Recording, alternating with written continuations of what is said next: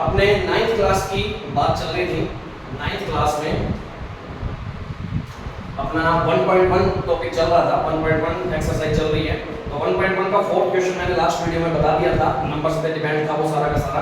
अपने 1.1 का first question हम कर रहे हैं। तो फर्स्ट क्वेश्चन में क्या दे रखा है, इज 0 ए रैशनल नंबर? होता है क्या? 0 रैशनल नंबर में होता है? होता है, बिल्कुल होता है, क्योंकि रैशनल नंबर में तो सारे आते हैं, पॉजिटिव, नेगेटिव, फ्रैक्शन, डेसिमल सब आ रहे हैं, पर प्रॉपर अंडररूट वाले नहीं आते। तो रैशनल नंबर में 0 भी तो आएगा ही, 0.234 माइनस में प्रॉपर फ्रैक्शन वाले, डेसिमल वाले।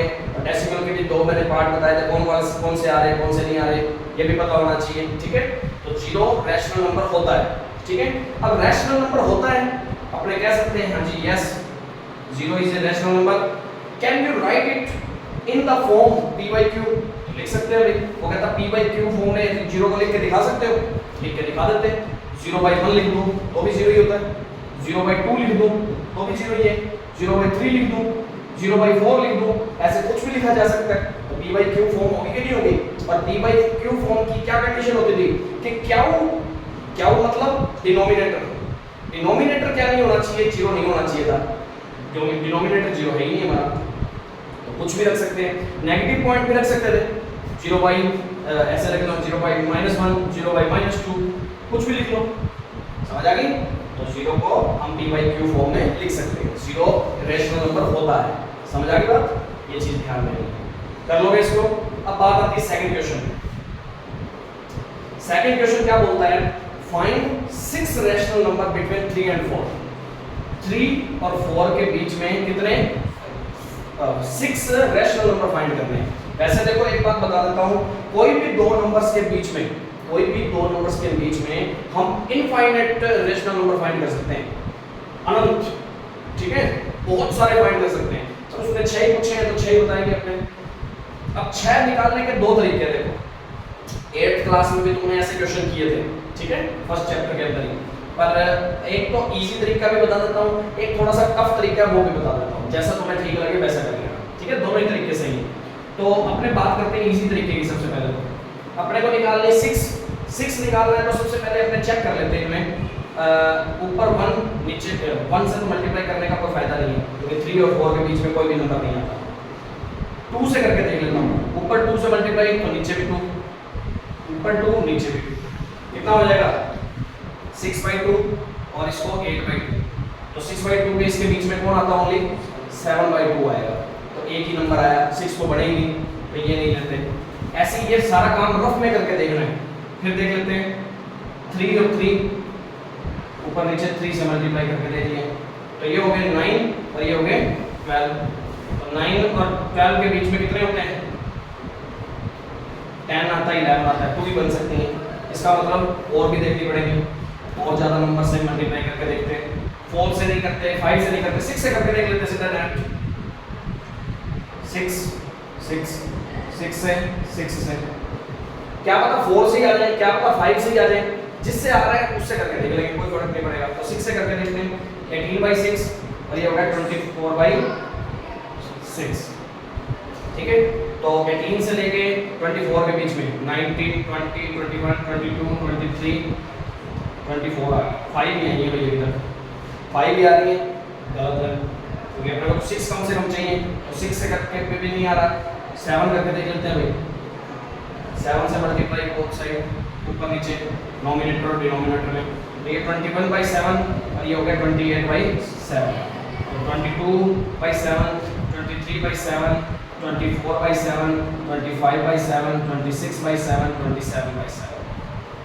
तो 6 आ गया। तो इनके अंदर 3 और 4 के अंदर दोनों में कितने से मल्टीप्लाई करने की जरूरत है, 7 से मल्टीप्लाई करने की जरूरत है। और ये सारे के सारे क्या हो जाएंगे, 6 रैशनल नंबर हैं। काट के देख लो इनको, नहीं कटेंगे, कोई भी कट रहा है क्या, नहीं कट रहा ना, इसलिए समझ आ गई बात। तो इस तरीके से अपने इसको कर सकते हैं, ये रैशनल नंबर अपने 6 फाइंड करते हैं। ज़्यादा फाइंड करने होते तो ज़्यादा कर लेते, तो एक तो ये तरीका है, कर लोगे कोई प्रॉब्लम तो नहीं। इसका थर्ड क्वेश्चन देख लेते हैं थोड़ा सा। थर्ड क्वेश्चन में क्या कह रहे हैं, 3/5 और 4/5। इसके अंदर कितनी 5 रेशनल नंबर निकाल के दिखाओ। कितने 5 रेशनल नंबर निकालने का तरीका तो चेक कर लेते हैं। ऊपर यहाँ 1 करते हैं, यहाँ 1 करता हूँ तो नीचे भी करना ही पड़ेगा वैसे भी, क्योंकि ऊपर अकेला तो कर नहीं सकते। हम कोई भी चीज कर सकते हैं तो ऊपर और नीचे सेम करनी पड़ेगी ताकि वो कैंसिल होके कोई फर्क ना पड़े हमारे क्वेश्चन में। ठीक है, तो 1 से तो चलो कोई बात नहीं है। 3 और 4 के बीच में कोई भी डिजिट नहीं आती तो नहीं आ सकती। 2 करके देख लेते हैं मल्टीप्लाई में, उसका नीचे 2 और नीचे भी 2 तो 6 और 8 उसके अंदर एक ही आएगी, नई बात बनी। फिर 3 करके देख लेते हैं। ये सारा काम रफ में करके देखना पड़ेगा, जिस पर सेटिस्फाइड करे वो करके इसमें दिखाना होगा फेयर में। ठीक है ना, तो 9 और 12 में दो ही आएंगी बीच में, 10 और 11 वाली। और 4 पे करके देख लेते हैं जी, 12 और 16। 12 और 16 पे बात करें तो 12 के बाद 13 आएगा, 14 आएगा, 15 आएगा, 3 बनी है।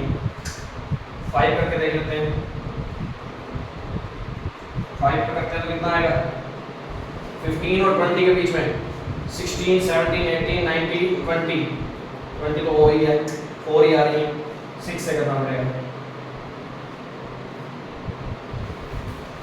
ठीक है, देखो कितना हो गया 18/30, 24/30।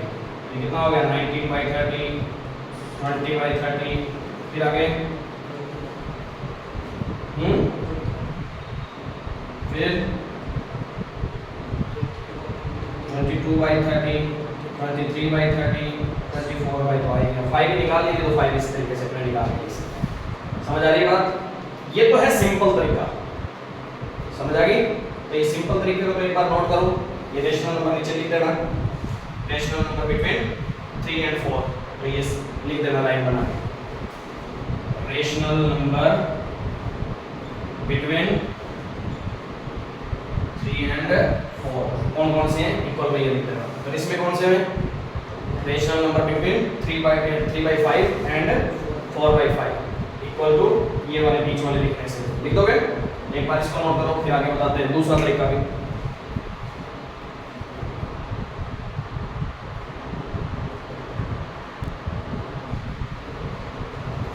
हाँ जी, इसमें एक बात और ध्यान देना है। क्या ध्यान देनी है कि ऊपर नीचे जिसका मल्टीप्लाई उन्होंने किया ना, जैसे यहाँ 7 का किया है और यहाँ पे भी 7 का ही करना पड़ेगा तुम्हें। क्यों? क्योंकि डिनोमिनेटर दोनों में सेम है, तभी हम सीधा लाइन वाइज इस पे लाइन लिख रहे हैं कि जैसे 21 के बाद सीधा 22 लिख लिया, 23 लिख लिया, 24, 25, 26। क्यों? क्योंकि डिनोमिनेटर सेम है। यदि डिनोमिनेटर ऐसे तुम्हारे मन में आ जाए कि सर यहाँ तो मैं 7 से मल्टीप्लाई कर रहा हूँ, यहाँ मैं 8 से मेरा मन कर रहा था करने को, तो फिर अपने लाइन वाइज नहीं लिख सकते इसमें, फिर फर्क पड़ जाएगा क्वेश्चन में, फिर अपने रेशनल नंबर फाइंड करना बहुत मुश्किल हो जाता है। समझ आ गई? तो ऐसी चीज ध्यान देनी है ये चीज के लिए। ठीक है ना, तो इसका ये तो हो गया। अब इसके बारे में बात करते हैं अपने आगे, इसके दूसरे पार्ट के बारे में बात करते हैं। ये चीज तो सिंपल वे है जो तुमने छोटी क्लास में भी पढ़ा होगा, अब भी पढ़ रहे हो। इसके अलावा भी एक तरीका होता है रेशनल नंबर फाइंड करने का। मैं एक पे बता देता हूँ तुम्हें 3 and 4 में कैसे फाइंड करते होते हैं। तो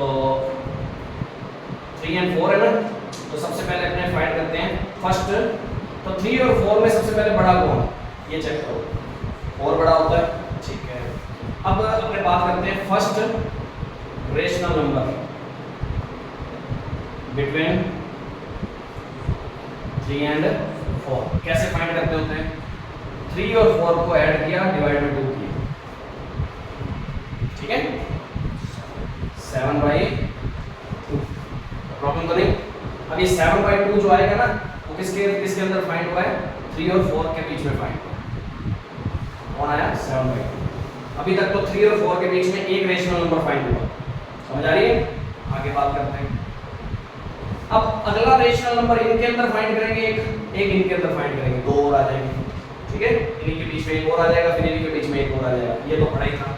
तो second rational number between 3 and 7/2। वही बात, इन दोनों को ऐड किया और पूरे के डिवाइड में क्या कर दिया 2 कर दिया। रूल यही है। तो ऊपर वाले में क्या लेना पड़ेगा एलसीएम, तो ये हो जाएगा 6 + 7 और पूरे के डिवाइड में 2। तो ये कितना हो गया 13/2 और ये 2 और 2 नीचे वाले में मल्टीप्लाई हो जाएंगे, तो ये आ जाएगा 13/4। तो ये किस में आया भाई 3, 13/4 और 7/2 और 4। तो प्रॉब्लम तो नहीं। अभी इन दोनों के मतलब बीच में आ गया एक रेशनल नंबर, अब इन दोनों के बीच में और निकालना है, इन दोनों के बीच में। तो अपने थर्ड की बात करते हैं। Third rational number between 7/2 and 4। ठीक है, तो वही बात, इन दोनों को ऐड किया, डिवाइड में 2 किया, इनमें भी एलसीएम लेना पड़ेगा। ये कितना हो जाएगा 7 + 8 और पूरे में 2, 15 बाई कितना हो जाएगा 2 डिवाइड हो जाएंगे और मल्टीप्लाई हो जाएंगे, क्योंकि नीचे वाला जो ऊपर वाली फ्रैक्शन हो, नीचे सिंगल नंबर है तो नीचे वाला इसके साथ ही काउंट हो जाता है। ठीक है ना, तो 3, 13/4, 7/2 और ये कितना आ गया 15/4 और 7। कितने आ गए rational number, 3 rational number find हो गए। अपने को यदि 5 या 4 फाइंड करने हैं तो इसी तरीके से आगे चलता रहता है, इन दोनों में फाइंड कर लो, फिर इन दोनों में फाइंड कर लो, फिर आगे जितने भी चाहिए ऐसे कैसे आगे चलते रहेंगे। जैसे फोर्थ में करता हूँ, फोर्थ रेशनल नंबर बिटवीन कितने 3 एंड 13/4। तो 3 प्लस में 13/4 डिवाइड में 2 कितना आ जाएगा 4, ये 12 + 13 पूरे में डिवाइड में 2। नीचे तो 1 हो जाएगा, 4 और 2 का मल्टीप्लाई, ऊपर हो जाएगा 25। समझ आ रही बात। तो ये 25/8 इनके बीच में है 13/4 के। तो प्रॉब्लम तो नहीं है। अब इन दोनों के बीच में भी रह गया, वैसे एक और फाइंड कर लेंगे। तो हाँ, ये कह सकते हैं कि आंसर जो तुम्हारा है, पहले जो आंसर आया था और अब जो आंसर आ रहे हैं, ये दोनों अलग अलग ही रहेंगे हमेशा। ठीक है, सेम नहीं आएंगे। तो एक तरीका ये रहता है, एक तरीका वो रहता है। वो थोड़ा सा इजी है, पुराने टाइम से चल रहा है, ठीक है, अच्छा है, इजी वे में निकल जाते हैं। पर नहीं तो ये भी कर सकते हैं। ठीक है, ये 8th क्लास में भी यूज हुआ था, यदि किया हो तो। नहीं तो इस तरीके से भी रेशनल नंबर फाइंड किया जा सकता है, किन्हीं भी 2 नंबर्स में आगे से आगे, ऐसे आगे से आगे चलता जाएगा। इन दोनों में कर देंगे, फिर आगे और निकालने हैं तो और करते जाएंगे, जितने चाहिए उस हिसाब से करते जाते हैं। ठीक है, तो इस टाइप से अपने रेशनल नंबर के बारे में पता कर सकते हैं, आराम से फाइंड कर सकते हैं। तो ये तरीका भी नोट करना चाहो तो कर सकते हो। और 1.19 क्लास की अपने आराम से कंप्लीट कर सकते हो। इससे रिलेटेड कोई भी क्वेश्चन है तो एग्जांपल है तो करके जरूर देखो, ज़्यादा से ज़्यादा प्रैक्टिस करके देखो इनसे रिलेटेड। ये तुम्हें नहीं समझ आया तो कोई कंपलसरी नहीं है कि यही करना है, तो पुराने वाला तरीका कर लेना, कोई प्रॉब्लम नहीं आएगी उसमें। ठीक है, तो यदि वीडियो अच्छी लगी हो तो लाइक और शेयर ज़्यादा से ज़्यादा जरूर करें और चैनल को ज़्यादा से ज़्यादा सब्सक्राइब करवाएं। कोई भी प्रॉब्लम लगती है तो कमेंट बॉक्स में बता सकते हैं। Thank you.